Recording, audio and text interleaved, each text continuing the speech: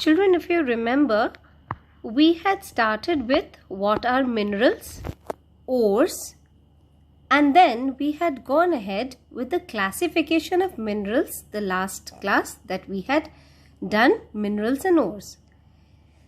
In, I think, the second last PowerPoint slide, I had made a classification that metals are classified into metallic minerals and non-metallic minerals. We had also learnt what are metallic minerals. So today we are going to start with what are non-metallic minerals. Again, when you look at the name non-metallic minerals, it is understandable that these minerals do not contain any metal. Since they do not contain any metals, it is very difficult for heat and electricity to pass through them easily.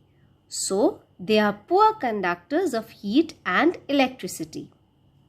If you remember, metallic minerals which were very shiny, for example gold, they were very malleable and ductile, which means that they are soft enough to be converted to any shape.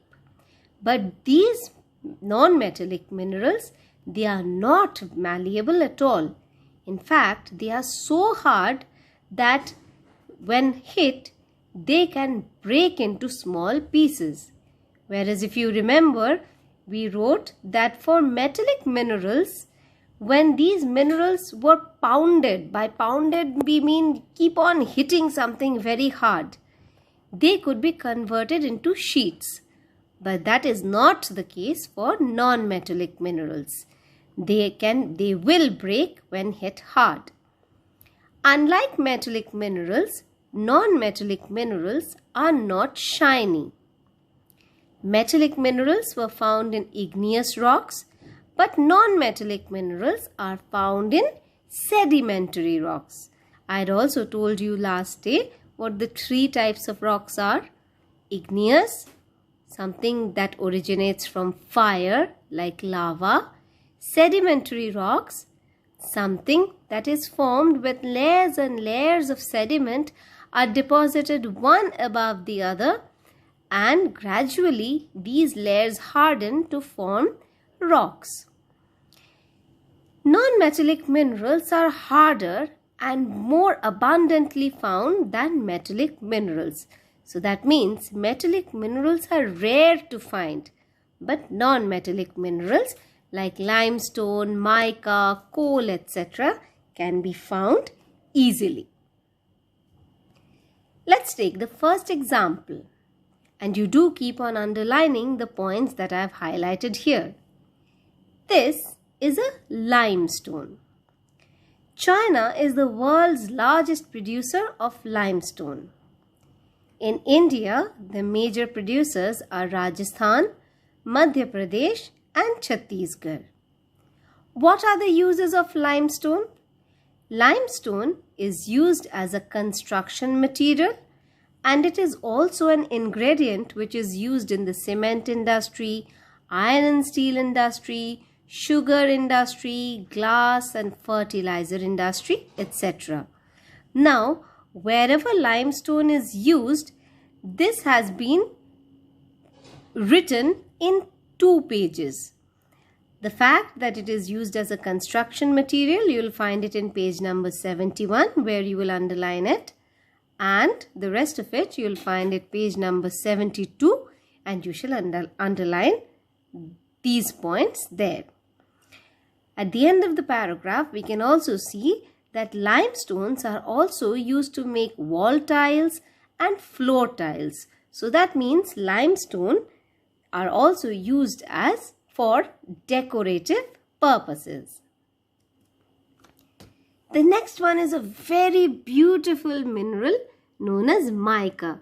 Look how transparent and beautiful it is. See, mica is used in glass making and electrical industries. One good thing for you to remember is that both mica and limestone, the largest producer in the world is China. So it's easy for you to remember. In India, the major producers are Hazaribagh in Jharkhand and Munger in Bihar. Now we come to a very common mineral which is known as coal. You all must have seen coal. Most of you burn coal in your house during the winters to keep warm. Now before we go to this slide, we can go to the next slide, which says that coal is of 4 types. The first type of coal is anthracite, which is the excellent type of coal because coal contains carbon and anthracite contains 90% carbon. The next one, slightly lesser in quality, is bituminous. It contains 65% carbon, lignite contains 40% carbon, and peat contains very little carbon and therefore is the most substandard of these 4 types of coal. Now let's come back to coal. Where is coal found? Coal is found below the earth's surface, and we all know that we burn coal to produce heat. Coal has a high percentage of carbon and it is a part of sedimentary rock. Coal is a conventional energy resource, which means that there are 3 types of conventional ways in which we can generate energy. One is thermal power, which is done from coal. The second one is hydel power, which is done from water. Along with that, it is said that coal is non-renewable. If you remember, we again discussed this. There are certain things which can easily be produced or renewed, like the sunshine. If you use the heat from the sunshine, it is a renewable energy resource because every day the sun rises and every day we get the warmth from the sun. The air that you breathe, air is also renewable. So if you set up a windmill, and you will see that the blades of the windmill, it goes on moving because of the blowing wind. That is also a renewable energy. But for coal, a piece of coal may take billions of years to form, but we can burn it in say about an hour.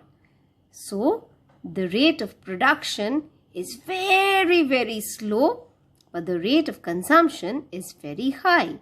So this is non-renewable. Lucky for you, China is again the largest producer, and in India, Jharkhand, Odisha and Madhya Pradesh are the major producing centers. Did you know that diamond, which we all love to wear, Mama wears the diamond rings, where does diamond come from? It also comes from the coal mines. Next we come to petroleum.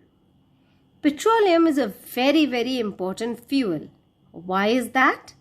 Because most of the vehicles run on petroleum. If there is no petroleum, the cars, etc. would come to a standstill. Petroleum is also known as mineral oil. Since it is found in rocks, it's known as rock oil, and it's also known as crude oil. As you can see, petroleum is a greenish brown liquid. What is the uses of petroleum? It is used for making paint, grease, fertilizer, pesticide, detergent, etc. It is again a conventional source of energy, and it is also called black gold because it is so much in demand and it is so costly. It's so precious to us that it can be compared to gold, but because of its color, it's often called black gold or liquid gold. Saudi Arabia is the largest producer, and in India, Assam, Gujarat and Bombay High are the major producing centers. Most of the centers are generally found in India, the land of India. But Bombay High is located away from the mainland. It is located in the sea, which is why it can be said that it is off the shore of Maharashtra. Therefore, it is not on the shore. Since it is off the shore, away from the shore, it is known as an offshore producing center.